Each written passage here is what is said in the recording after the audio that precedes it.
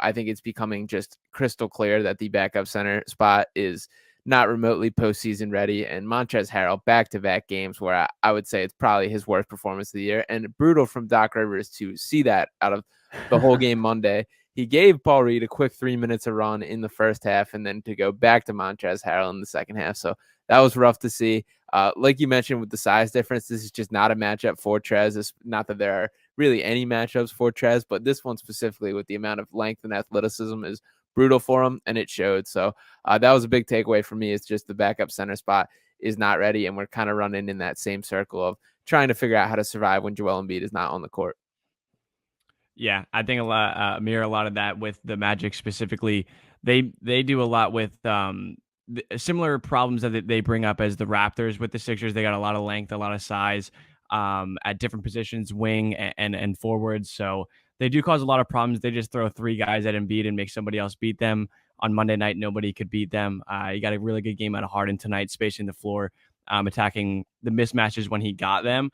And when you're looking at down the line, he was 6 of 10 from three. Games like that from Harden, you can't take for granted him being able to do that, especially late when Embiid didn't have to play much of the fourth quarter because Harden took over. It's really nice to see that. But I texted Sean a few times during the game just saying, Trez has got to go, man. There's got to be another answer.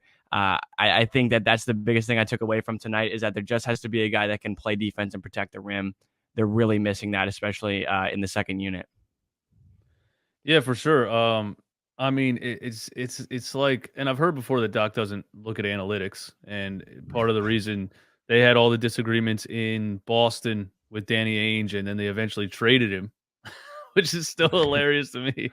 He got traded. They were like, if we can get a first round pick for this guy, he's out of here, and he just doesn't. He's not going to look at a plus minus. He's not going to look at really anything. But I don't even think you have to look at analytics to see what's going on with that. It's wild to me that putting Trez out there, not just Montrez out there against a team like this with length, Montrez and George Niang at the same time a lot is just really asking for a layup line. And that's what happens most of the time. I mean, I saw situations where Niang was trying to guard Paolo Banchero one-on-one, and he was like shooting over chairs in a gym, man. He was like, oh, cool, wide open mid-range jumper. Here we go, wide open mid-range jumper. So, yeah, the backup center position is still the biggest thing for me. I mean, what do you guys think it is with Doc? Does he have some kind of obligation to Montrezl Harrell? But I guess, like, I asked that question, and then I look at last year, he did the same thing with DeAndre Jordan and Paul Millsap. I don't know. Which is it? Does he love these guys, or does he absolutely hate Paul Reed? I saw Paul Reed get called for a moving screen, and I said, that's it. He's going to get benched for the next 6 months, and he didn't come back in the game. What do you think it is? Yeah, I do think it's a little bit of the obligation thing. I think like these are the Doc's guys that obviously he's got the history with Trez from his time with the Clippers. There's the Houston connections. There's plenty of things connecting Montrez to this current Sixers organization. So I think there is a little bit of that selling point of like when they come here, like we have a role for you, but you just got to be able to like look at it with your eyes and identify. And when a guy just doesn't have it, you have to just have the guts to pull in. And I don't think Paul Reed is like a finished product, or I'm sick of banging the Paul Reed table because it's just not going to happen. It's very clear that like Doc's mind is made up on this, but just like you just got to have either, whether it's the guts or the brains or whatever it is, to kind of figure it out that this isn't working. You can't try something else. And I think the second half, seeing him go back to Montrez, which again, kind of as expected, but that was especially infuriating for me to just kind of like, the evidence is right there in front of me and you just continue to run for it. So it is kind of the same thing with DeAndre Jordan, and it should spell out to Daryl Morey that he has to bring someone else in here. Yeah, it seems like he waits for Paul Reed to make the mistake. He's almost looking for it. When he goes into the game, he's waiting for him to do something that warrants him to be pulled out of the game. And I don't know the loyalty, what it is with these older guys. I think Doc has some sort of affinity with the aging backup big, and they've been able to fill that role for him. So I think it's almost partly Daryl Morey's fault as well that they kind of oblige when Doc Rivers is looking for that aging backup center position. So I don't really know what it is. I think it at this point is the biggest issue coming into the trade deadline, as we're about a week away. So they definitely have some options here, and I'm really hoping that they pull the trigger on one of these moves, because I really think that 8 to 10 to 12 minutes of Montrezl Harrell in a playoff game can actually lose you the game. And we're going to run into that problem because we've seen it time and time again with this team. Yeah, either that or Embiid's going to have to play like 44 minutes in playoff games, because when it does happen, it seems like the only option then is like to get Embiid back in the game right away.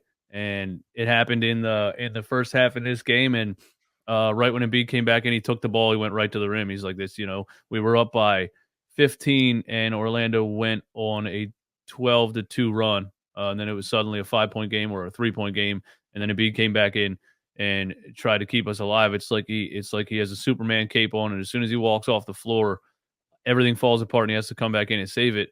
It's frustrating, but again, it is the matchup thing against Denver. He did the same thing with Montrez, and I don't know if I don't know. I don't think I really watched Montrez intently against Denver, but it didn't seem like we fell apart as much when Embiid went off the floor against Denver. Do you guys think that's just like what the matchup is? Like Denver doesn't have 9, 6'11" dudes out there. Yeah, I mean, it was Zeke Nanji, however you say his last name, was their primary backup that they're rolling with, who just frankly isn't that good. They also have DeAndre Jordan, and I think it should kind of be telling that he is not clocking any minutes for the Nuggets over there, even though he was signed a second into free agency this year, which was even nuttier. But I don't think Denver is that much like a threat from a backup big man. And I mean, Trez has never been known for his defense and looks like he's lost some explosiveness. So when you combine that with the fact that he's 6'7" and somehow playing center in today's NBA, there's just like not a lot there to work with from a defensive aspect. So there's like spots where you can hide him when there's really not that like attacking threat, because there are very few big men that are true like offensive threats in today's NBA. Their primary grunt guys protect the rim, get putbacks, get rebounds. There's just not a lot of true offensive centers, but there's also like very average looking guys that Montrez can make look like terrific offensive threats. So you got to be careful how you hide them. And like the spark and the intensity, which I do like out of Montrez, like the things that I guess we were looking for offensively from him are such basic basketball skills, as far as like being a roll man, dunking when there's no one around you, catching lobs, which he really can't do at this point in his career. He is no longer a lob threat, which was a big part of his offensive repertoire. Like James Harden can make just about any big man look good in the Montrezl Harrell role, that I don't think he's differentiating enough offensively. Like his self-creation ability really is not really there anymore. And I think those kind of signs of offensive upside, that being gone, paired with like the defense never really being there, it's just not a plus NBA player anymore. So you can kind of hide him at times, but at the end of the day, he is who he is.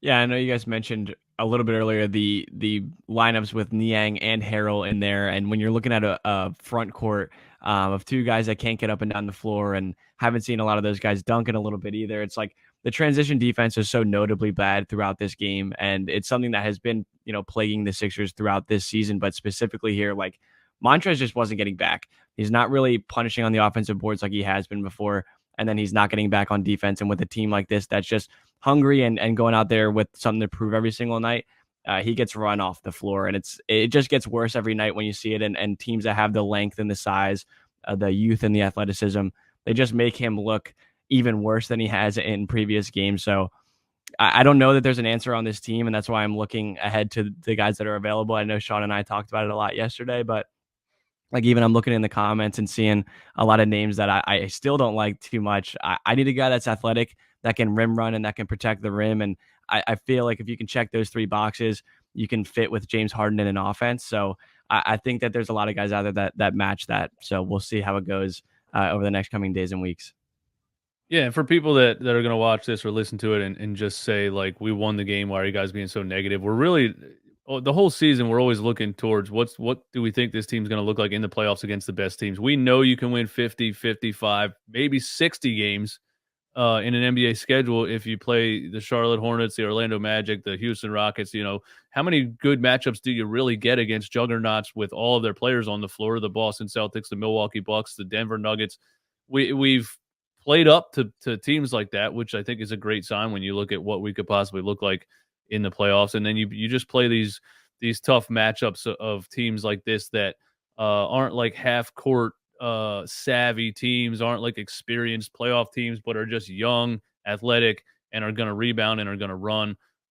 So that's where I'm at with it. But with the so we're focused on, I think, what we think is the one major weakness of this team. That's why we sound negative. We're just looking at, like, we know we're a strong team, but there's this one glaring weakness that I think we have to take care of. It's the Doc Rivers Daryl Morey dynamic is just so interesting to me, because I feel like Daryl Morey drafted some guys that he thought could possibly fill that role, and one's gone, the other one's basically gone.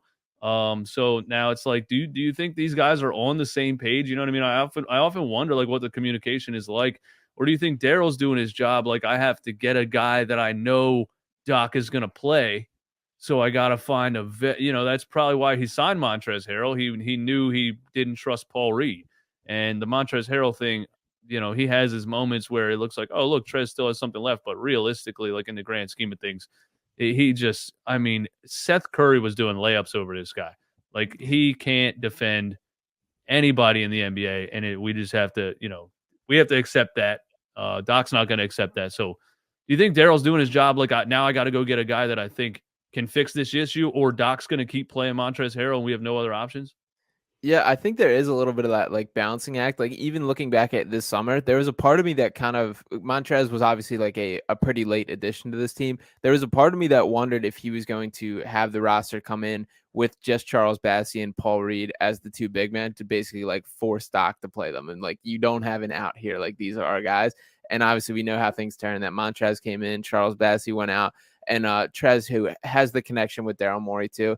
I would like a little bit of outside the box thinking here. Maybe a guy that, neither one of you have experience with. Like, let's try one of these like 350 other players that neither of you guys have worked with before. But either way, if they're going to kind of recycle from that same farm, and it's tough because you obviously want to have the trust in your coach to just bring in like the top tools and like have him juice the best out of it. But if you kind of have like setting it up for mindset, it's just not quite the same shakedown. And I also think there's a change up in, like, Daryl Morey has been pretty open about kind of diminishing the value of a backup center a little bit. Like, he's talked about how like they're only going to play limited minutes in that.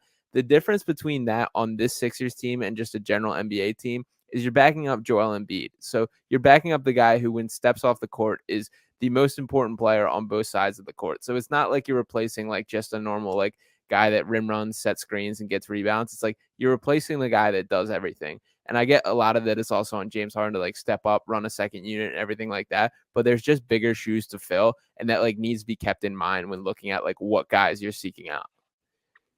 Yeah, definitely. And I think Morey has done.